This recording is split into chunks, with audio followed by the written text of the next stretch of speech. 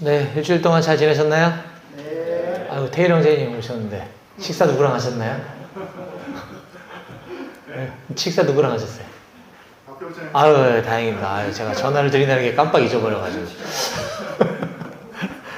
네, 같이 식사해 주셔서 감사합니다. 네, 오늘 우리 함께 나눌 하나님의 말씀은 창세기 15장 1절부터 11절까지 오늘 순모임 진도가 되겠습니다. 예, 성경책 찾으셔도 좋고 앞에 화면도 제가 띄워놨으니까요. 우리 저와 여러분들이 한 절씩 번갈아 가면서 교독하도록 하겠습니다.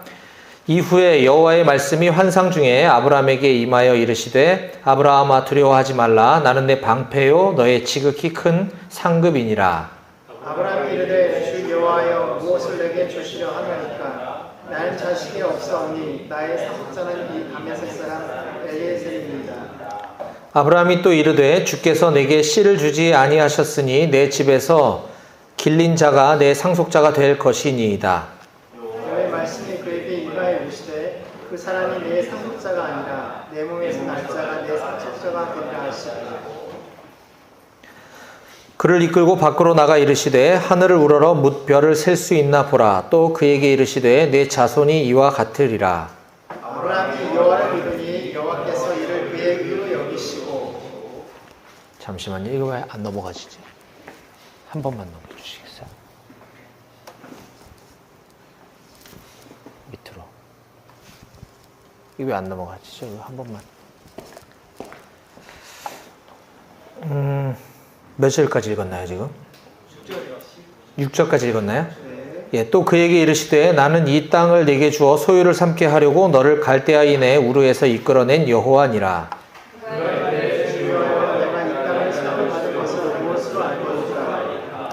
여호와께서 그에게 이르시되 나를 위하여 3년 된 암소와 3년 된 암염소와 3년 된 순양과 산비둘기와 집비둘기 새끼를 가져올지니라.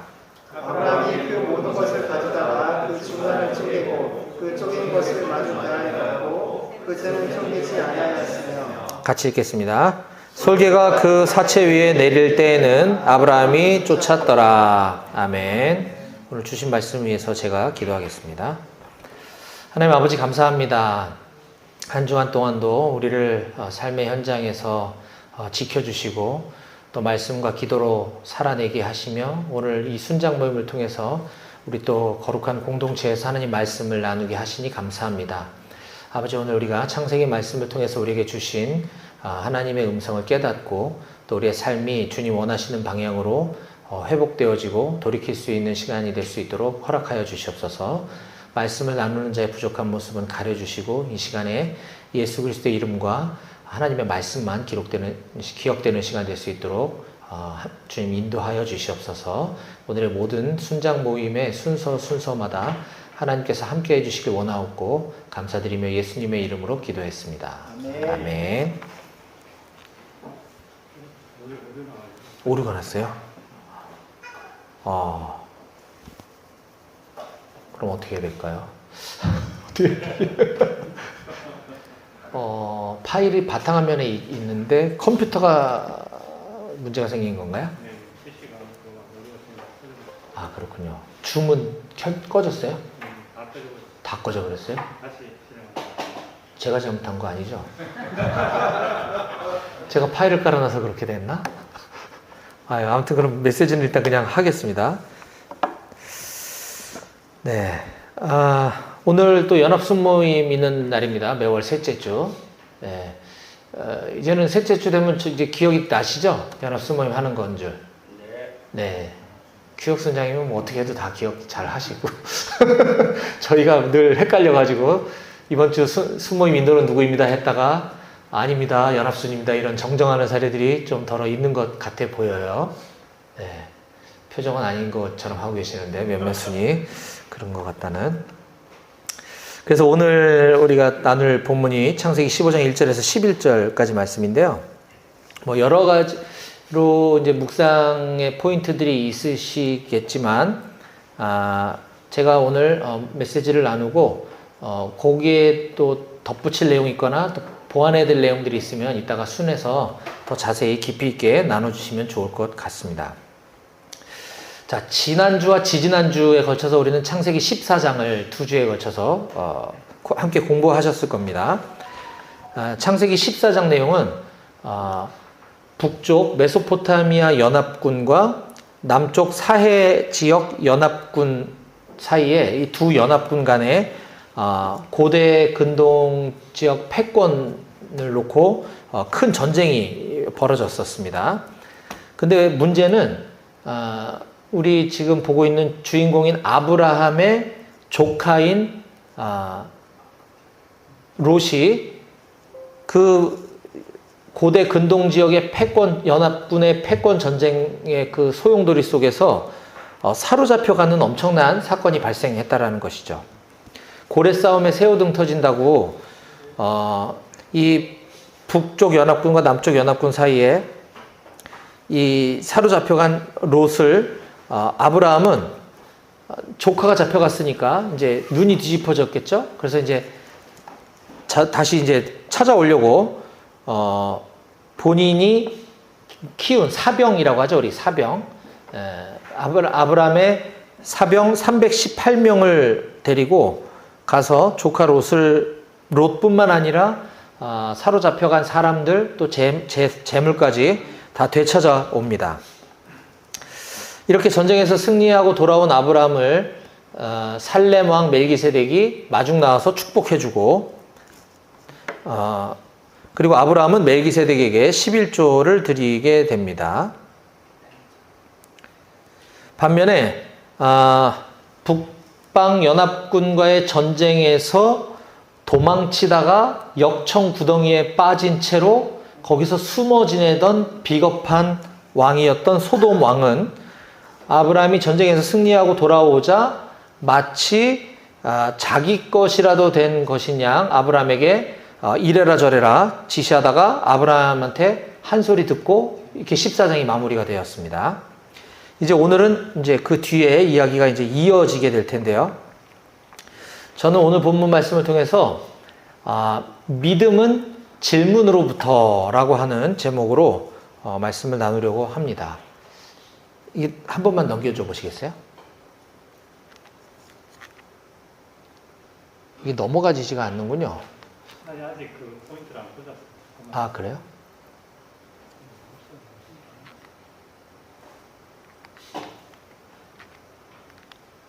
제가 넘기는 거죠, 지금? 제가 네, 별 내용은 없는데. 네. 그래서 믿음은 질문으로부터라는 제목으로 말씀을 나누려고 하는 것입니다. 저는 오늘 문단을 이제 두 문단으로 크게 나눠봤는데요. 1에서 6절까지가 하나님의 열심과 아브라함의 첫 번째 질문이라고 이렇게 해봤습니다. 하나님의 열심과 아브라함의 첫 번째 질문. 그 첫 번째 질문은 2절에 나옵니다. 주 여호와여 무엇을 내게 주시려 하나이까? 예, 이제 넘겨지는군요. 그 다음에 두 번째 단락인 7절에서 11절은 하나님의 열심과 아브라함의 두 번째 질문이라고 제목을 붙여봤고요. 그 두 번째 질문은 8절에 나옵니다. 주 여호와여 내가 이 땅을 소유로 받을 것을 무엇으로 알리이까? 예, 이 두 단락의 저는 이제 공통점을 이렇게 봤습니다. 하나님이 아브라함에게 말씀해 주시고 아브라함은 하나님께 질문을 하고 하나님은 다시 아브라함에게 이해시켜 주시는 이 패턴이 앞단락과 두 번째 단락에 동일하게 구성되어 있는 것을 관찰할 수 있었는데요. 그러면 오늘 본문이 시작되는 1절을 한번 같이 읽어보도록 하겠습니다. 예, 시작. 이후에 여호와의 말씀이 환상 중에 아브라함에게 임하여 이르시되 아브라함아 두려워하지 말라. 나는 내 방패요 너의 지극히 큰 상급이니라. 네, 지금 하나님께서 아브라함에게 첫 번째로 해주신 말씀은 세 가지가 있죠. 두려워하지 말라. 나는 내 방패다. 나는 너의 지극히 큰 상급이다. 왜 이런 말씀을 아까 제가 쭉 그 앞에 있었던 사건을 제가 요약해드리면서 그 다음에 이어지는 15장 1절에 하나님이 이런 말씀으로 시작을 하셨을까? 아브라함은 이때까지만 해도 소수 정예라고 보긴 좀 어렵죠. 개인 사병이었으니까. 아무튼 소수의 군인들을 이끌고 가서 큰 전쟁에 승리를 거두고 개선 장군이 돼서 돌아왔습니다. 그래서 막 그 살렘 왕이 축복해주고 또 뭐 소돔 왕이 뭐 어쨌든 마중 나와주고 또 나름대로 물질 축복도 받으면서 이렇게 이때까지만 해도 아브라함 굉장히 의기양양했었을 것입니다. 오죽했으면 소돔 왕에게 쓸데없는 소리 집어치라고 한 방 먹일 정도로 아브라함은 굉장히 아마 자신만만했었을 것입니다. 그런 아브라함에게 지금 그렇게 끝난 14장이었고 15장에서 그런 아브라함에게 하신 첫 번째 말씀이 아브라함아 두려워하지 말라라는 말씀이라는 거죠. 왜 그러셨을까? 그 뒤에 나오는 나는 내 방패요 너의 지극히 큰 상급이니라 라는 이 말씀을 통해서 우리가 유추해 볼 수 있는 것은 하나님은 나는 이러이러한 하나님이다. 나는 이러이러한 하나님이다 라고 자신을 계시해 주시는 방법은 굉장히 여러 가지 표현들이 있는데 그 많은 것 중에 하필 왜 나는 내 방패, 나는 너의 지극히 큰 상급이라고 하셨을까라는 것이죠. 여기서 이제 방패는 우리가 아는 것처럼 전쟁에 필요한 방어 도구죠. 지금 아브라함은 전쟁을 하고 온 상태였습니다. 근데 두려워하지 말아라, 내가 네 방패다, 이렇게 얘기를 해주시고 계시는 겁니다. 또 두 번째, 상급, 너의 지극히 큰 상급이다. 이 상급이라는 단어는 보상이라는 뜻도 있고 전리품이라는 뜻도 가지고 있습니다. 그 앞장에서 아브라함이 전리품을 획득해 왔을 때 소돔 왕이 이래라 저래라 하다가 한 소리 들었잖아요. 이 전리품이 우리가 지금 보고 있는 성경에 상급이라고 번역된 단어 사카르라고 하는 단어가 같은 의미를 가지고 있는 거죠.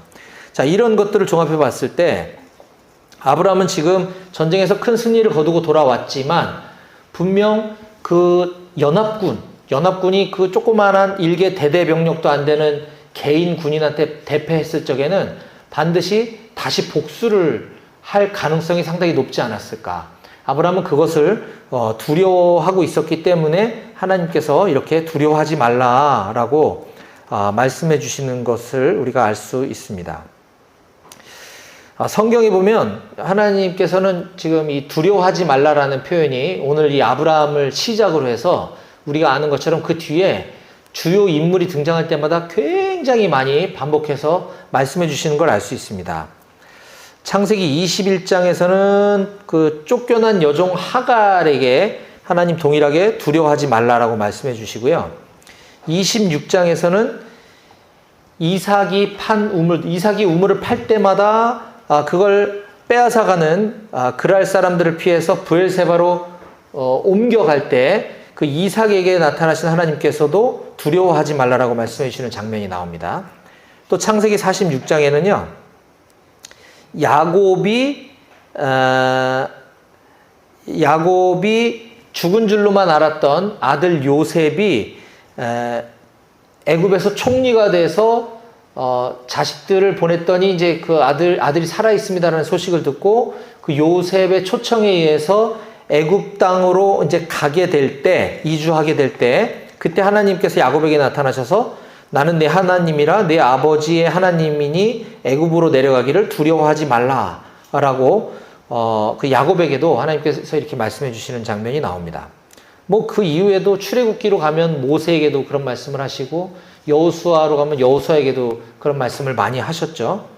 신명기로 가면 가나안 입성을 앞둔 출애굽 2세대들에게 굉장히 여러 번, 신명기에는 굉장히 여러 번 반복적으로 두려워하지 말라라는 말씀을 아주 많이 하고 계십니다. 뭐 사사기, 뭐 룻기, 뭐 다 그렇습니다.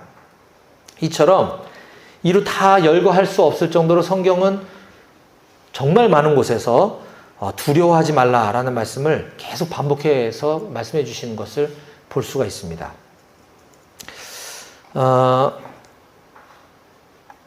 오늘 아브라함이 금방 세상에서 성공을 거두고 또는 믿음을 인정받고 이렇게 영적으로나 육적으로나 자신감이 충만해져 있다가도 금방 두려움은 내가 의도하지 않았어도 언제든지 우리 삶 가운데 찾아올 수 있다라는 것이죠.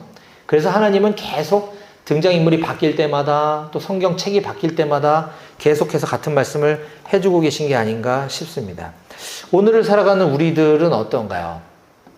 우리도 일터에서 하나님과 함께 동행하며 때로는 영적 전쟁의 승리의 소식도 있지만 때로는 낙심될 때도 있고 또 직장 환경이 우리를 두렵게 할 때도 자주 있는 것 같습니다.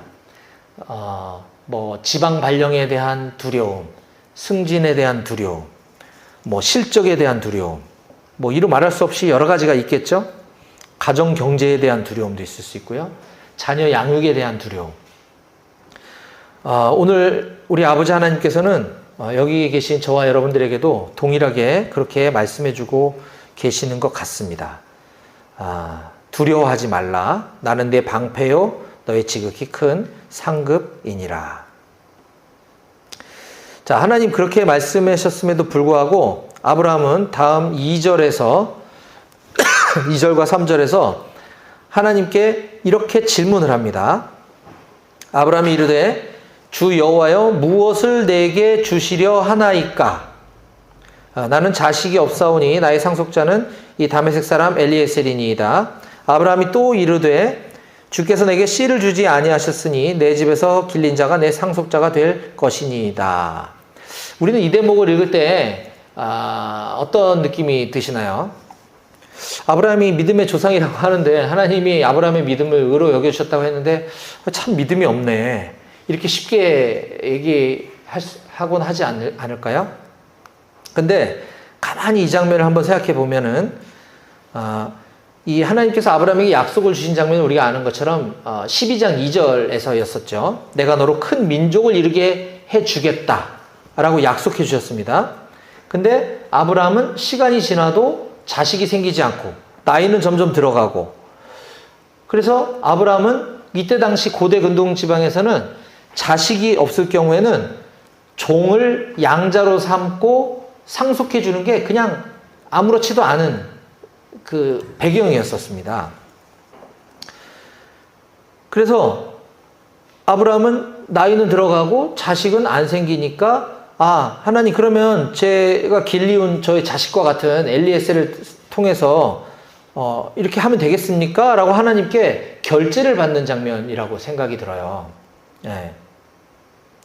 하나님의 약속을 막 의심해서 믿지 못해서 막 이런 게 아니라 하나님 이렇게 일하시려나 보다 라고 충분히 생각할 수 있지 않을까 싶습니다.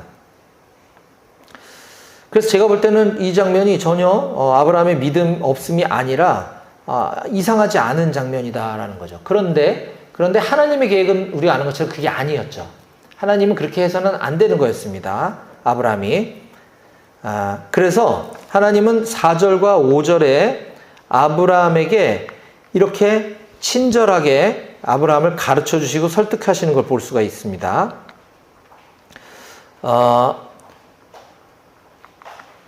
이 하나님께서 이렇게 하신 목적은 아브라함에게 믿음을 주시려고 그렇게 하신 거죠. 짜증도 한번 내지 않으시고 친절하게 설명을 해주시면서 아브라함의 손을 이끌어 밖에 데려가서 하늘의 별을 보여주며 마치 그 사랑하는 연인이 저 별 내가 따서 너 줄게 하는 것처럼 그런 느낌으로 하나님이 이렇게까지 얘기해 주시는 것 같아요. 하나님 이렇게까지 얘기해 주시는데 감히 누가 그래도 저 못 믿겠는데요? 라고 할 사람이 어디 있겠습니까? 그러니까 결국은 하나님의 이런 액션은 아브라함에게 믿음을 넣어주기 위한 거죠. 그래서 아브라함이 여호와를 믿음에 여호와께서 그를 의로 여기셨다라고 이야기해주고 있습니다. 자, 그러면 지금 이제 6절이 저는 이제 중심 구절인데 이제 아브라함이 여호와를 믿었다라고 선언을 해주고 계시고 그걸 근거로 여호와께서는 그의 의로 여기셨다 이렇게 얘기해 주셨는데 그러면 아브라함의 무엇이 믿음일까요? 여기서 발견할 수 있는 아브라함의 믿음은 뭐죠? 그래서 저는 아브라함이 하나님께 질문한 거에 포커스를 둔 거죠. 아브라함은 하나님의 말씀에 대해서 내가 그냥 이 한 척하고 앉아 있었던 것이 아니라, 또는 내가 스스로 판단해서 행동하는 것이 아니라 하나님께 질문을 한 것입니다.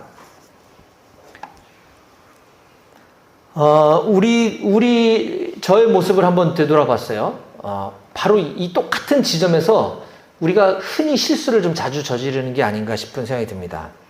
하나님께서 약속해 주신 것은 확실히 알았어요. 하나님 이런 약속을 주셨어요. 우리에게 직장이라는 일터라는 선교지도 주시고, 우리에게 비전도 주시고, 사명도 주시고, 다 이게 하나님의 약속이라는 것은 알았어요.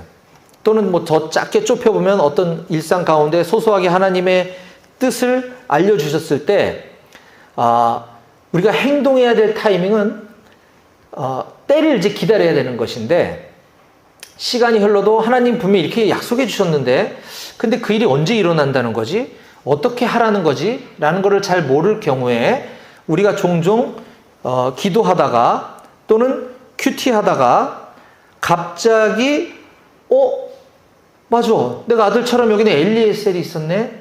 하나님 얘를 통해서 그 일을 행하시려나 보다 라고 바로 적용하는 경우가 종종 발생하는 것 같습니다.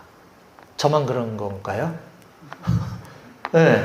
하나님 약속을 분명히 알았어요. 알겠어요. 근데 그거에 따른 적용을 해야 되는데, 하나님께 정확한지 아닌지 결제를 받아보고 하나님께 물어보고 하는 것이 아니라 그냥 벌어지는 현상 또는 내 느낌 또는 내 눈앞에 무언가가 보였을 때 하나님의 뜻이었구나, 이게 바로 연결시켜버리는 이런 오류가 저의 삶 가운데도 자주 있었던 것을 좀 이번 본문을 통해서 돌아보게 되었습니다. 근데 아브라함은 하나님께 제3자인 우리가 볼 때는 참 저렇게 믿음이 없이 저런 걸 물어보냐라고 할 수 있을지 모르겠지만, 아브라함은 하나님께 질문을 하고 그거에 대한 확답을 얻는 것, 이것이 저는 믿음이 아닐까라는 생각을 해보게 되었습니다. 다음에 이어지는 단락도 마찬가지입니다. 자, 7절에 하나님께서 먼저 이렇게 가르쳐 주십니다. 나는 이 땅을 네게 주어 너의 소유로 만들어 주려고 오래전에 너를 갈대아 우르에서 불러냈었던 나 여호와다. 나야, 나 알지? 이러시는 거죠. 나 김용식이라니까? 뭐 이런 거죠. 친구들끼리. 나야. 하나님 이렇게 말씀하시는 거죠. 그래서 아브라함이 하나님께 이렇게 또 질문을 합니다. 8절. 주 여호와여, 내가 이 땅을 소유로 받을 것을 무엇으로 알리까? 하나님 약속이 있었는데 그냥 무조건 믿어봐, 믿고 있어봐가 아니라 그거 어떻게 그거를 알 수 있죠? 이제 질문을 하는 거죠. 우리는 이게 남의 얘기라고 이 성경을 읽으면서 아브라함이 이렇게 믿음이 없는데, 이렇게 못 믿는데 무슨 믿음의 조상이야 라고 생각이 들지 모르겠지만, 아브라함은 정말 어린아이 같은 질문을 통해서 정확한 답을 하나님께 직접 물어봤습니다. 그런데 하나님은 아까도 그랬고 지금도 그렇고 한 번도 아브라함에게 화를 내시거나 기다려 보라니까 이놈의 자식이 그걸 그런 질문이라고 하냐, 짜증도 안 내시고 야단도 안 치시고 굉장히 친절하게, 아까도 막 별 보여주면서 굉장히 로맨틱하게 말씀해 주셨던 그 하나님이 이번에는 계약서 갖고 오라고 하십니다. 계약서. 내가 계약서 사인해 주면 되겠니? 이제 다음 주랑 연결이 되지만, 그러면서 이제 하나님은 그 횃불 언약이라고 하는 것을 통해서 계약을 맺어주시죠. 아브라함이 약간 좀 그거 못 믿겠는데요 라는 뉘앙스인지, 아니면 그거 제가 어떻게 믿을 수 있는지 좀 더 구체적으로 얘기해 주시면 안 될까요? 라고 아마 요구한 걸 수도 있는데, 어쨌거나 하나님은 계약서에 내가 사인해 줄게 그러면 이렇게 하시는 거죠. 근데 보통 계약은 쌍방이 맺는 게 이제 계약인데, 아시는 것처럼 여기서는 우리 피조물인 사람, 우리 인간의 입장에서는 그 약속을 이행할 능력이 전혀 없는 걸 하나님이 아시고 하나님이 일방적으로 계약을 해주시는 겁니다. 그냥 우리에게는 어떤 조건 없이. 이거를 조금 어려운 말로 편무 계약이라고 하거든요. 이 창세기 5장에 나오는 이 횃불 언약은 그래서 편무계약인 거죠. 그래서 이 상황에서 아브라함이 해야 될 일은 너 여기 계약서 위반하면은 너 이러이러한 특약 요건에 따라서 너 배상해야 된다가 아니고 그냥 아브라함에게 필요한 거는 그냥 하나님께서 내가 다 지킬게. 내가 못 지키면 내가 이렇게 될게. 라고 그냥 사인해 주신 거를 받을 건지 말 건지만 정하면 되는 것이었어요. 이처럼 하나님의 전적인 은혜에 의해서 무조건적으로 맺어지는 언약. 이것이 바로 예수 그리스도신 거죠. 예수 그리스도의 그 구원의 은혜를 받아들일 건지 말 것인지 우리에게도 동일한 편무계약이 그렇게 주어졌다라는 것입니다. 오늘 두 단락을 크게 저는 살펴봤는데요. 정리해 보겠습니다. 자, 1절에서 6절까지는 하나님께서 아브라함의 자손에 대한 약속을 주셨을 때, 아브라함의 자손에 대한 약속을 주셨을 때, 이에 대해서 아브라함은 내 생각과 내 판단대로 행동으로 옮기지 않고 하나님께 질문을 하는 걸 보았습니다. 물론 뒤에 가서는 또 엉뚱한 짓을 하지만 뭐 그거는 우리 인간이 원래 그런 거예요. 우리도 그렇듯이. 하지만 이 15장에서는 하나님께 질문을 하는 것을 중요하게 우리가 보았습니다. 하나님은 그러한 아브라함의 태도를 믿음이라고 여겨주셨다라고 그랬습니다. 마찬가지로 뒤에 7절에서 11절까지 말씀을 통해서 아까는 아브라함 자손에 대한 하나님의 약속이라면 이번에는 아브라함에게 땅의 소유에 대한 또 약속을 해주시죠. 마찬가지로 아브라함은 그거를 어떻게 내가 알 수 있냐라고 하나님께 정확하게 질문을 합니다. 이런 두 차례에 걸친 아브라함의 질문.